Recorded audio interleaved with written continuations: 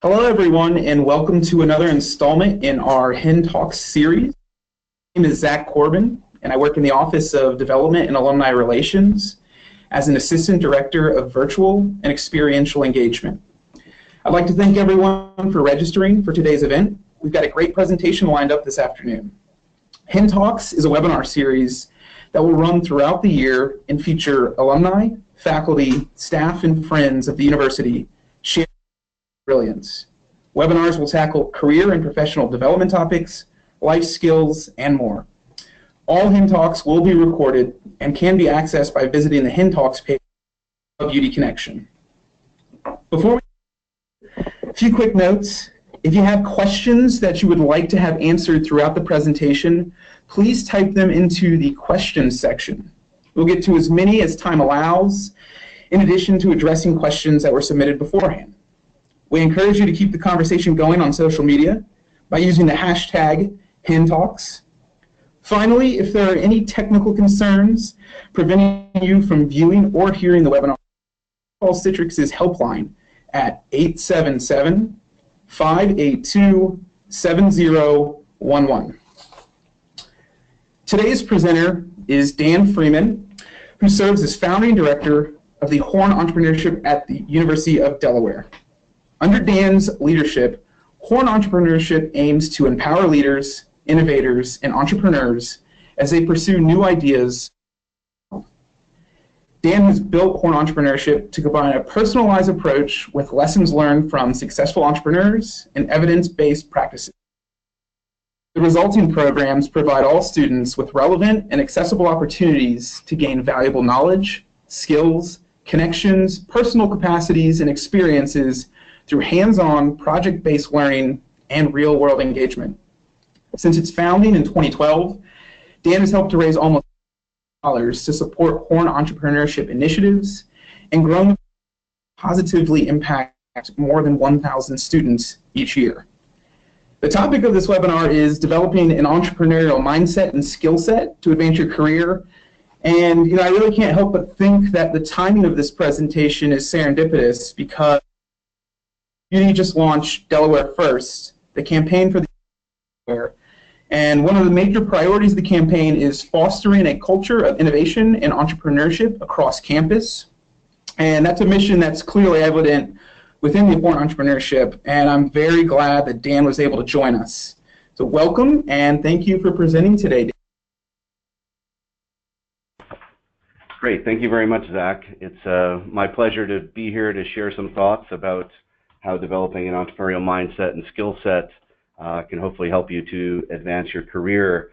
I want to try to make this session as interactive as possible, so please do, as Zach suggested, if you have questions at any time, he's going to signal so that we can pause and address your question.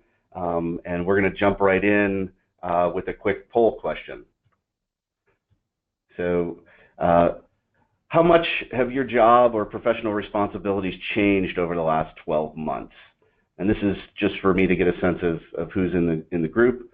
Would you say not at all, somewhat, a lot, or are they completely different?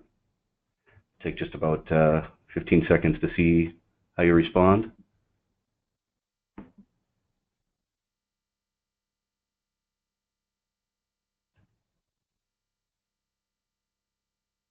All right, so looks like somewhat. Is that right? Is the predominant answer? All right, great. Go ahead with a second poll question. Who or what provides the primary impetus for whether or how your responsibilities change over time? Is it external circumstances, your boss, you, or someone else? We'll just take, again, 15, 20 seconds. So what's the primary impetus? The external environment, your boss, you, or someone else?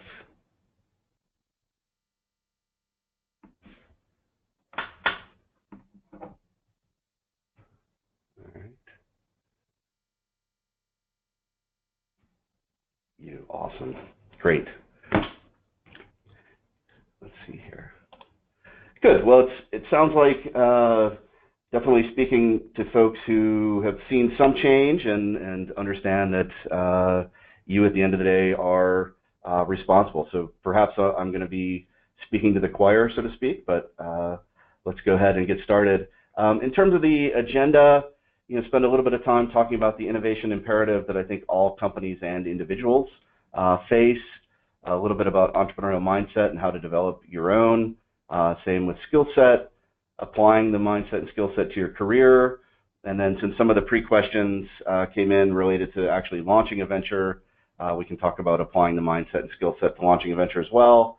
And so last initial poll question, which of these topics are you most interested in? And I'll try to allocate a little extra time based on the results of this question. So innovation imperative, developing an entrepreneurial mindset, developing an entrepreneurial skill set, utilizing it for career, utilizing it for launching a venture.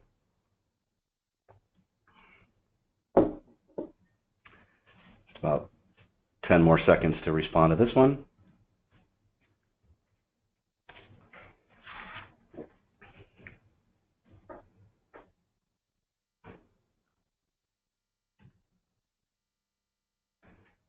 Great. So it looks like the latter two are the ones. All right, great. Thank you. That's helpful. Don't have to resume presentation here. Zach. The resume presentation thing didn't come back. Oh, there it is. All right. Great. All right, well, let me just really quickly deal with the innovation imperative. I think most of you probably recognize that all companies and organizations have an innovation imperative. If you're not continuously iterating or disrupting yourself, your competitors certainly are working on that. And as we'll talk about, certainly entrepreneurs are trying to devise ways to utilize new technology to disrupt established industries and business models as well. And all employees need to continuously learn new things and reinvent themselves, or to use the British term, they become one step closer to being made redundant. And so we all definitely have an imperative to continuously learn. And just to back this up, and you may have seen this data, but if we look at the pace of technology change and the rate at which new technologies are adopted, partially because we have ubiquitous communication networks now, smartphones, the years it took to get to 25% adoption in the U.S. population, much less than electricity, the telephone, radio, TV. And if you just think about the incredible way that social media can amplify any piece of information and spread it around the world in very little time, really the value-enhancing innovations that come into our lives diffuse very rapidly and can disrupt industries very quickly as well. And the pace is certainly not slowing down by any measure. If you look at the longevity of companies in the Fortune 500, it continues to shrink. If you look at, this is the Gartner hype cycle, just looking at all the disruptive technologies coming down the pike, whether it's blockchain, whether it's autonomous vehicles, machine learning, deep learning, which is incredible, having computers look at images, and I've seen some early data that a computer can actually look at a picture of a tumor and know a skin tumor and know whether it's cancer better than a well-trained doctor can. So some pretty amazing technology coming down the pipeline that certainly promises to continue driving massive amount of change. And according to the World Economic Forum, as many as 50% of the 3 billion jobs that are currently occupied worldwide may be eliminated by 2030 as a result of these technologies. And so clearly some new ones will be created, but the question is how many and what exactly will they look like. And so I guess one question I would have for you is based on the fact that technology is changing so rapidly and there are dire forecasts about the elimination of jobs, which future do you see? Do you see storm clouds gathering in a very limited future with job losses, a lot of stress, and sort of dark times ahead and loss of control? Or do you see unlimited opportunity, job creation, feel very optimistic about the future and know that there are brighter times ahead? And what I would suggest is, depending on your mindset and depending on how you see change and experience change, sort of have a traditional mindset, you're likely to see the storm clouds on the horizon. And if you have an entrepreneurial mindset, you understand that change creates opportunity, and really that opportunity exists all around you. And so one of the things I love for Horn Entrepreneurship, and really our purpose, is to try to empower students by helping them to gain knowledge, skills, entrepreneurial capacities, experiences, and connections to empower them to make their own future so that they can adapt and thrive in a sustainable way amidst this rapid change. I've tried to eliminate the word career from my vocabulary and talk more about your professional path than a career, because it's no longer really a linear sequence of steps in a particular domain. It's more of a winding path that might have some disruptions in it and some iterations in it. But at the end of the day, with the right mindset and skill set, you can be empowered to really make the future that you want. And I'm really pleased to see the number of folks who already feel like you're the principal driver of change in your career. One of the things I share often with our team is if your job description hasn't changed year over year, you're probably not really doing a very good job, because the world is changing so fast. The way we engage with it in a professional sense needs to be changing as well. Again, I'm going through the first part pretty quickly to get into the stuff that was suggested to be more of greater interest. So characteristics of an entrepreneurial mindset. What does it mean to have an entrepreneurial mindset? Well, first and foremost, I think the folks who have one sort of chronically question the status quo and think that the world can be a better place. Think that they're within the microcosm of their organization, think their organization can be a better place, that the products could be better. So just constantly questioning the way things are. Perceptive and reflective. So entrepreneurs and folks with an entrepreneurial mindset tend to notice gaps in the marketplace. They notice dissatisfactions that maybe aren't evident to others, and they reflect on their experiences to try to gain insight into what the deeper or richer meaning is. Certainly growth and learning oriented. One of the things that's been really surprising to me is interacting with a large number of people who have absolutely no reason to work another day in their lives. Financially, they have absolutely no point in working. And these are 60, 70-year-olds, and they're some of the busiest people you would ever want to meet, and they're some of the most voracious consumers of new knowledge and new ideas, because they constantly want to improve, constantly want to know new and better ways of doing things. So this growth and learning orientation is really important. Being predisposed to solve problems and seeing any problem really as an opportunity is something else that characterizes entrepreneurial mindset. Many people see the world as a fixed pie. If you have something, it means I can't have it. But folks with an entrepreneurial mindset recognize that the world is full of abundance and that there are really unlimited opportunities.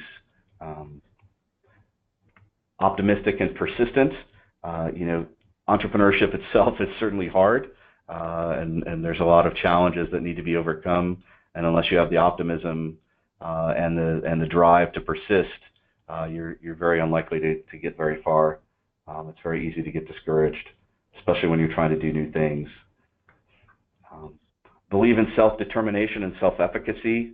And again, I'm really gratified to see so many folks on the call viewing themselves as principal drivers of your own career and your own job responsibilities. And then desirous of making a positive impact on the world. I think one of the misperceptions about entrepreneurs and entrepreneurship and people with an entrepreneurial mindset is that they're motivated by money. Most are motivated by purpose and a sense of how can they solve a problem, how can they create new value and make the world a little bit better place, whether that's by solving a consumer problem, or we deal with a lot that also are working on social ventures. Another piece of sort of an entrepreneurial mindset is really the way in which entrepreneurs think. And it's a little bit different than what we teach in business school. And let me just explain a little bit about effectual thinking. This is a concept that not too many people are familiar with, so I'll spend just a little bit of time on it. Effectual thinking is a process whereby goals are determined based on available resources and means. And so in terms of available resources and means, we can think of 4 different things. First, who you are. So this is, both your strengths and weaknesses, but also how other people are likely to perceive you. And just yesterday, I had the opportunity to meet with a really successful venture capitalist down in Baltimore, who part of the reason for his success was when he was 24, he identified the people he thought were the best investors on the planet. And as a 24-year-old, he was able to reach out to them, not to try to get a job, but just to ask them for their advice, what makes them so successful as investors. And so he understood that as a 24-year-old who wasn't seeking a job, he could get that kind of advice. But if he had approached them, as a 40-year-old, a potential competitor, he probably would not have been able to get that advice. So really understanding who you are and how others perceive you is part of this. Sort of knowing what you know is part of it, and sometimes you're not really sure how what you know can be helpful, but certainly what you know is part of your means. Who you know, the cliche of connections make the world go round is certainly part of it, but it's also what kind of capacities, what are the people that know how to do, who are they? So you can think about having complementary means, knowing people who are dissimilar from you, regardless of sort of the strength of their network. It's also about their means. And then what can you access, utilize, or leverage? So this can be your own personal resources, but it could also be resources of an organization like the University of Delaware by virtue of being a Blue Hen alum, or perhaps some other means. So effectual thinking really is different than causal reasoning, and I'll go into that in just a second. And just to give you an example, the idea here is causal reasoning is really cooking with a recipe versus, an entrepreneurial mindset, and effectual thinking is looking at your refrigerator and what you have in your kitchen and throwing something together based on what you have at hand. And I think that's really a nice metaphor for effectual thinking. Just graphically, the distinction, in what we teach in business school is figure out what your goal is. Strategically, what are you trying to accomplish? What are the different possibilities for accomplishing that goal? And which of those possibilities is optimal? That's pretty much causal reasoning 101. In contrast, entrepreneurial thinking, which is very much how we've built Horn Entrepreneurship from literally nothing to something hopefully making a significant impact in a fairly short period of time. It's really about thinking about what are your means, and then what can you accomplish given those means. And so it's a very different way of thinking. Instead of starting with an end in mind and reasoning back, it's really starting with, well, what do I have that I can work with? And then what can I accomplish that's in the direction that I want to go, given what I have at hand? So a little bit of a different approach. All right, so let's talk a little bit about developing an entrepreneurial mindset and thinking. And again, I want to get to the career stuff as quickly as possible. So certainly, being mindful, paying attention when other people complain, what problems there are in the world, really, again, challenging the status quo, questioning the status quo, considering your means for solving problems, considering how emerging technologies will impact current offerings or business models. Everyone should be paying attention to some of the new disruptive technologies. And as we'll talk about in just a minute, from a career standpoint, becoming your organization's expert on one of these technologies will give you lots of opportunities to really make new positions and create value for your organization. Fall in love with problems. There's sort of a mythology around entrepreneurship, around solutions and ideas, but really the great entrepreneurs fall in love with problems, and they persist until they develop a solution that really does provide compelling value. Share your observations and ideas with others. One great way just to enrich your own thinking is to share what you're thinking about. Share your ideas, get some feedback, and that feedback will help and enrich your thinking even more.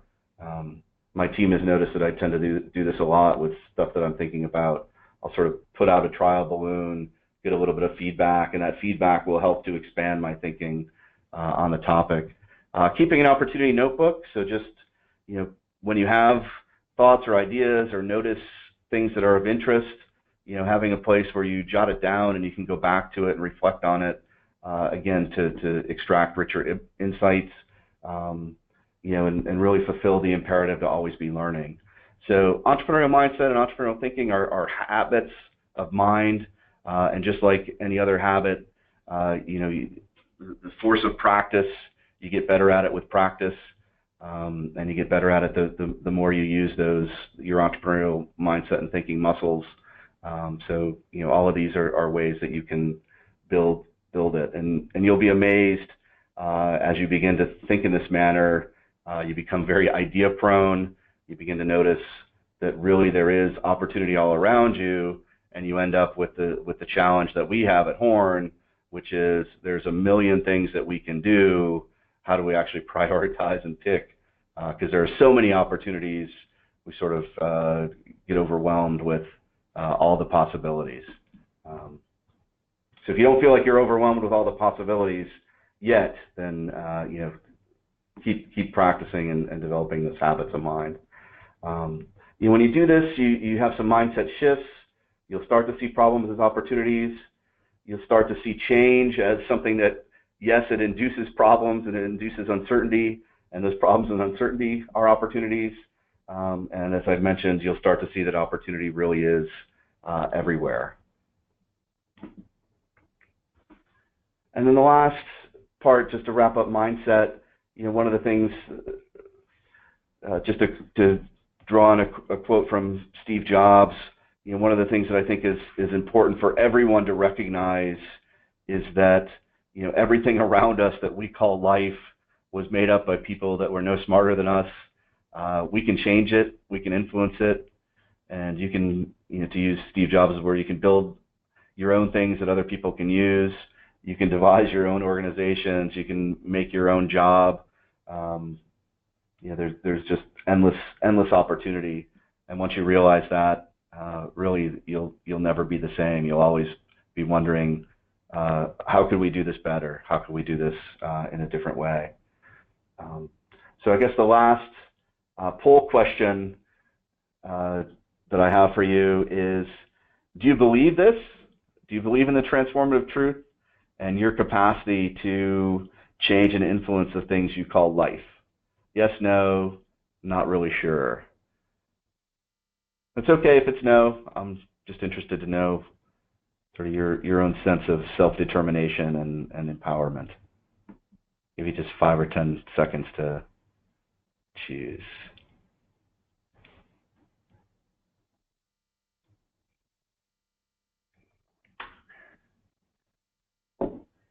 That's a big overwhelming on the no side, huh?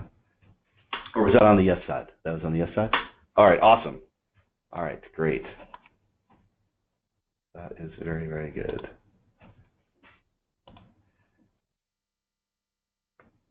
All right, well, I'm glad everyone has that great sense of empowerment. Let me talk briefly about entrepreneurial skill set, and then we'll get into career. So entrepreneurial skill set of skills needed to recognize opportunity and execute an evidence-based process. Includes lots of things. Certainly being able to collaborate, build and lead teams. Design thinking is part of an entrepreneurial skill set. The ability to really drill down and understand problems, imagine possible solutions, and iterate on them. Business modeling, the ability to devise and test and conduct experiments, and then use evidence to make decisions. And certainly selling and influencing others is a key part of the entrepreneurial skill set. How do you develop your skill set? Well, the best way is by actually trying to do it, actually trying to use your entrepreneurial skill set. Other ways, immerse yourself in the entrepreneurial community, find mentors, and usually you can find them through immersion in the entrepreneurial community. Read books if you're interested in evidence-based entrepreneurship, which is really the constellation of best practices for bringing new ideas into the marketplace, whether it's internal or external. Start with these authors. Reese, Moria, and blank. Find a local workshop or take a class, and there is one that I would suggest free on Udacity. It's Steve Blank, How to Build a Startup. And again, it just introduces basics of evidence-based entrepreneurship. So let's talk a little bit about how you can use an entrepreneurial mindset and skill set to advance your career, which is really the core topic that people expressed interest in. Well, the first and foremost, I think, is if you look at your mind frame for what is expected of you or what doing a good job means, do you have opportunities to do more than what's asked of you, to really positively violate expectations? Because I think if you're doing your job, quote unquote, you'll probably get to keep it. But if you find opportunities, again, if you have an entrepreneurial mindset and skill set, and you can identify a problem that can be solved, if you can identify opportunities to improve efficiency or workflow, to generate more revenue, to decrease costs, to improve customer retention, aka reducing churn, or just in general make a positive impact on outcomes that are consequential to the organization. And if you're in a nonprofit organization, that might be something that has more of a mission quality to it. Anything that you can do that will have a positive impact on metrics or outcomes that the organization cares about will help you to advance in your career, help you to gain recognition, to be viewed as a value creator, and to deliver value that's superior to the compensation that the organization is providing you with.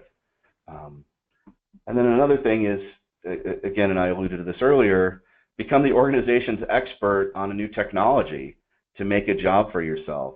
The absolute thought leaders in social media marketing became social media marketing experts before that job title existed. They just were mavens for social media, recognized how it could be used for marketing purposes, and created positions for themselves within an organization.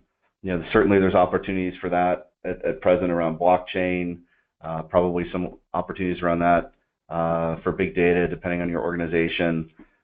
It really is just becoming known and establishing yourself as an expert in this area by recognizing opportunities for your organization.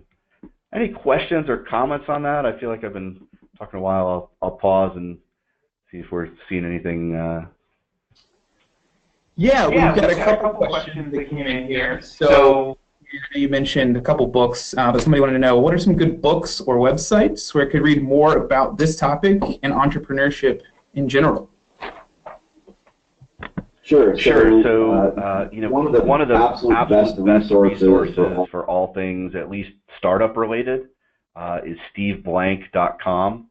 And if you go to the resources section on that website, he has links to 1,000,001 different resources.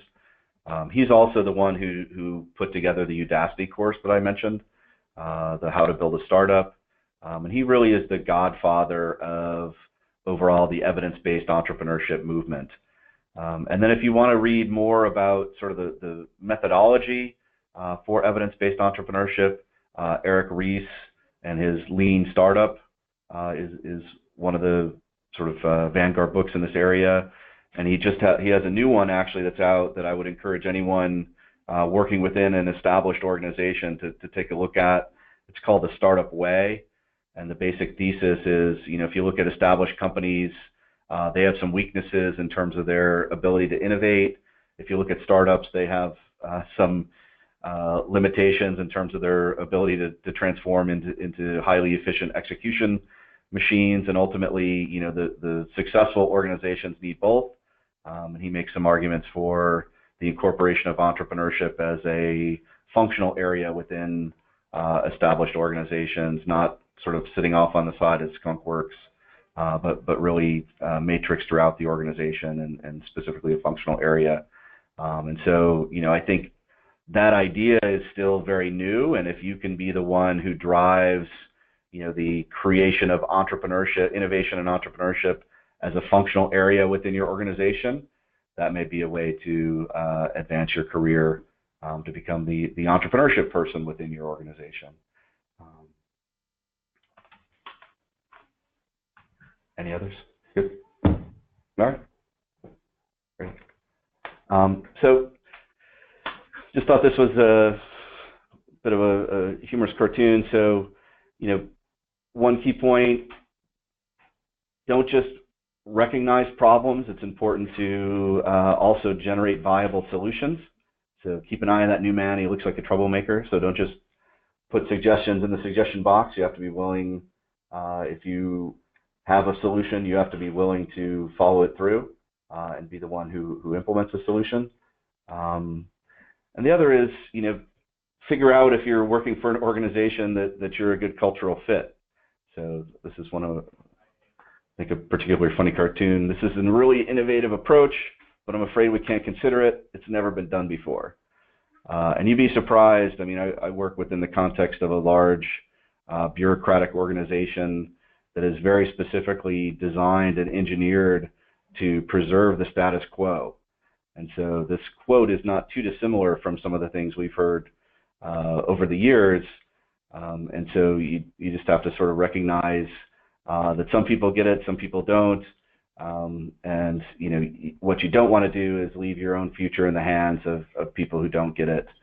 And so if that means creating a different position for yourself, if that means sort of understanding what it would take or why you might want to go work someplace else, those are things definitely to keep in mind. All right, so let's talk a little bit about, if you're thinking about launching your own venture. So just a quick self-assessment I'd encourage you to do before you take the leap. Do you understand that entrepreneurship begins really with identifying a problem and a customer who has that problem? Can you execute a design thinking process? So, one of the challenges around the mythology of ideas in entrepreneurship is, what are the odds that whatever idea you came up with is really the best possible solution to a problem? And many entrepreneurs fall in love with their ideas and don't consider that, I don't necessarily have a full understanding of the problem that the idea is even trying to solve. So it's another one. Do you know best practices for putting your ideas into action and gathering evidence? And again, the books I mentioned previously really do lay out the current body of best practice. Who do you know that can help you? Again, this is about your means. Who do you know?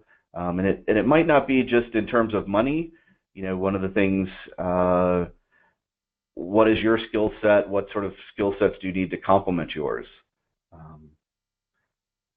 What resources can you access internally or externally to pursue the opportunity? And also, what personal resources do you have? And are you capable of launching and scaling an entrepreneurial venture? One of the things that's been really interesting for me, going from having to basically do everything myself versus really getting to the point where I have very little time to do anything myself, and mostly I'm just leading the team. Do you have the personal capacities to go from being a founder to being really the leader of an organization? I'm still trying to figure out if I do, but it's something that I think you need to constantly reflect on. Really, what are you capable of? Really, what do you want to do? Because you may end up in a situation that you hadn't anticipated.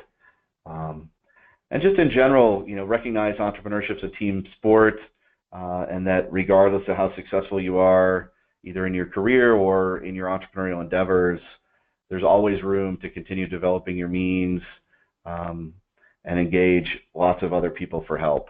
One of the reasons I think entrepreneurs are so generous, so willing to mentor others, so willing to come out and engage in community activities is because they realize that they were helped considerably by others, and they also see the world as full of abundance and know that other people can be successful too.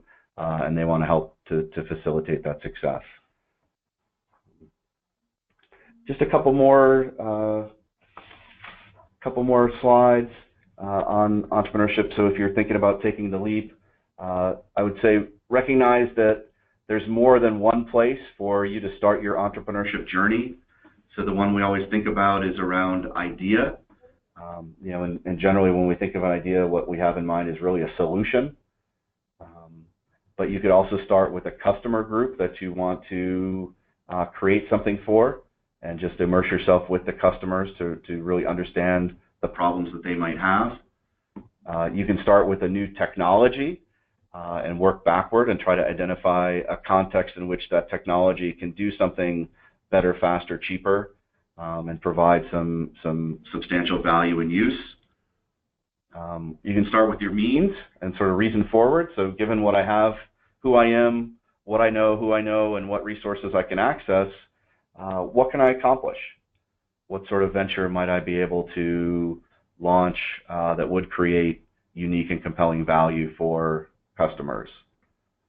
And really, no matter where you start, all origins lead you back to really understanding the problem, the point of pain, the unmet need, the marketplace dissatisfaction that your idea, your venture is meant to address. So lots of different places to start. You don't have to have, it's okay if you don't have an idea. You can start with these other means or other aspects and come up with an idea ultimately. So lots of different ways to start an entrepreneurship journey. And again, they all ultimately trace back to understanding the problem and who has the problem. And then once you really have some sense of the problem you want to solve and you have a vision for how you want to solve it, best practices are to use an evidence-based process. And the idea here is essentially to take your idea, decompose it into its constituent parts. So who you think the customer is, what problem you're solving for them, what benefits they need to provide unique value, what your channels are going to be for getting the product to customers, what your value capture or revenue model looks like, what the cost structure looks like. And evidence-based entrepreneurship teaches us to put together that business model, and to identify those components, and then design and execute tests for our riskiest assumptions. So, do we really understand the problem? Does this customer group really have that problem? And is it really an unmet need, or are they satisfied with current alternatives? And what evidence-based entrepreneurship teaches us is how to go use evidence systematically to go from our initial vision to something that will actually work. Because as it turns out, the number one risk that results in startup failure, the number one reason startups fail, is they make something that no one wants, that doesn't really provide compelling value. So that's an extremely quick primer on evidence-based entrepreneurship. But again, it's putting your mindset and your skill set to work. And you can think about a startup venture as being internal to your current organization, or as a traditional startup. It could also be a social venture. So last, just in terms of, I know one of the sort of pre-questions was about opportunities for alumni. We have a few, working to build more as resources allow. So one is HenHatch. So that is a venture funding competition. So if you have an idea for a startup, it's formally a concept competition, so 3 to 5 pages. Tell us about the concept and any evidence you have to show that you're on the right track. And there's about close to $40,000 in cash that's available on the alumni track, and then also a wide variety of in-kind services, exposure, and the potential to meet longer-term mentors and investors as well. Another one that we just started is the 17 and 43 Awards.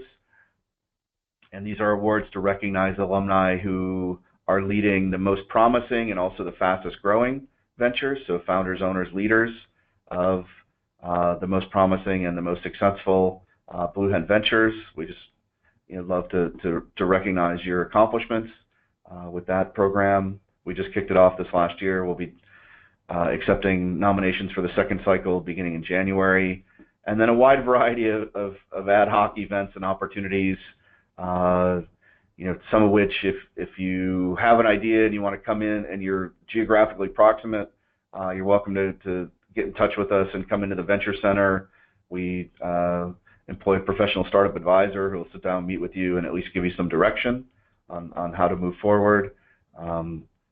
We do a variety of workshops and other events that you can certainly participate in as well.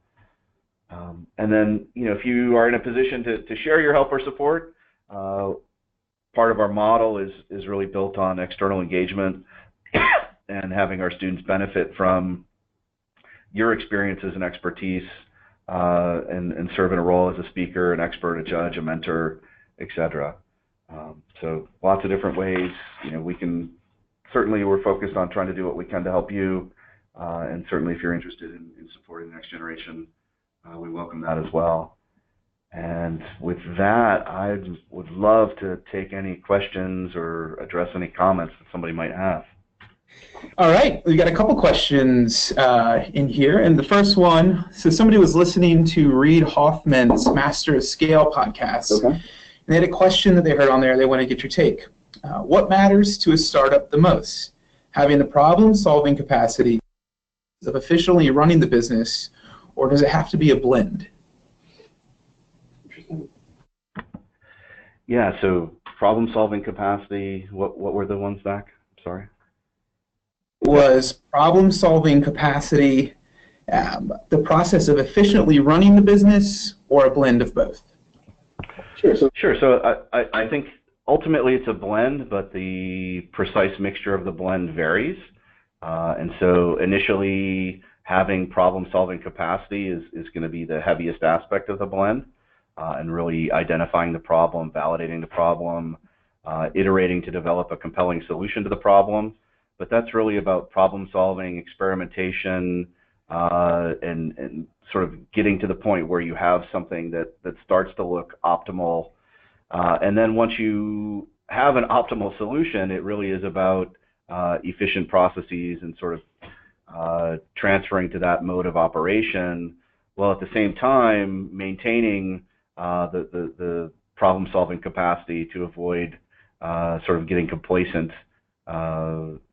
as the world continues to move very rapidly, or as you think about your second product. So I think initially the problem-solving is more important, but you have to have the operational process eventually, or you will not succeed.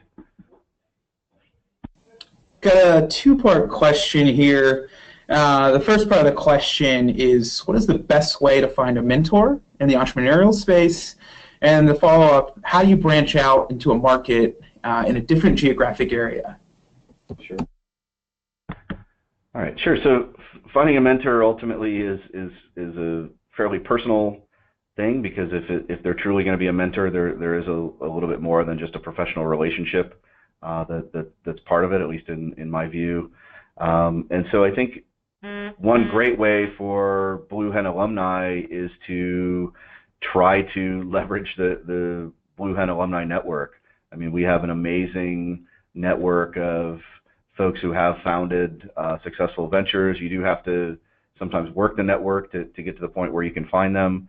Certainly somebody who has direct experience in your industry is going to be quite helpful. But, it's amazing the strength of that weak tie, that having multiple people that, or having two people that have both gone to the same school, that weak tie turns out to be quite significant in terms of, how people will approach you or respond to you because you're a Blue Hen. So I think that's one way. The other is to really, if you look at a site like meetup.com, depending on where you are geographically, there's all kinds of entrepreneurship-related meetups, tech meetups that you can participate in, where you can meet people, connect with people who are in the space. And it's not going to happen overnight where you'll find a mentor, but by being a persistent presence in that community, you can identify people who are well positioned to be mentors and advisors for you. And as far as the expanding geographically into a new area, it really depends your mode of business and whether there's a strategic partner that you can work with that might have a footprint in that geographic area. If you're going solo, finding someone who would be aligned, who would benefit from your presence in the area would be useful. And failing that, trying to find the local sort of business location resources, whether that's a chamber of commerce or similar organization, to get their sense of what expansion or location in the area, someone who can roll out the welcome mat for you in that community, I think is quite helpful. So someone who can make warm introductions. You just have to find that entrepreneurial support organization in the local community. Can be helpful for geographic expansion. The next question, if you're at an organization that has a very traditional top-down management style, how do you suggest going about affecting change and getting buy-in from senior leadership? Great. Yeah, it's a great question. I think part of it depends on where you fall within the hierarchy. And I hate to give too general advice, but I will. I think it's finding a way. First you have to understand what the people directly above you value and sort of what their, and I'm going to use air quotes that you can't see, what profit and loss means to them. So does it mean, are they evaluated solely based on revenue targets? Are there other performance criteria that they care about? And can you sell your ideas for change? Do they promise to positively impact, sort of your boss's P&L? And then if it's a siloed organization where you really just have the direct report to a boss, the boss really doesn't care for the idea, and you're trying to sort of figure out a way around them, to the extent that you can mention it in passing, if you have opportunities to bump into people in lunchrooms, or if you can get a third party who's maybe a peer at the peer level with your boss, or somebody that plays golf with the boss, whatever it is. There are ways that you can use third parties to sort of introduce ideas, especially if you've done some of the background to know that your idea will in fact provide compelling value, and you can demonstrate with evidence that it will. It is a little bit challenging, and frankly I've had that situation here as well, as far as how do you get the real decision makers, get an idea in front of them that, and sort of not go through the formal chain of command, because that's not a fruitful path. And sometimes you just have to get a little bit creative and think about how do you get through the path indirectly. And in marketing we talk, there's a strategy around pull. So can you get somebody above your boss to actually pull your idea through the organization? That may involve utilizing a third party. But yeah, you just have to be sensitive, because obviously you don't want to infuriate your boss. So.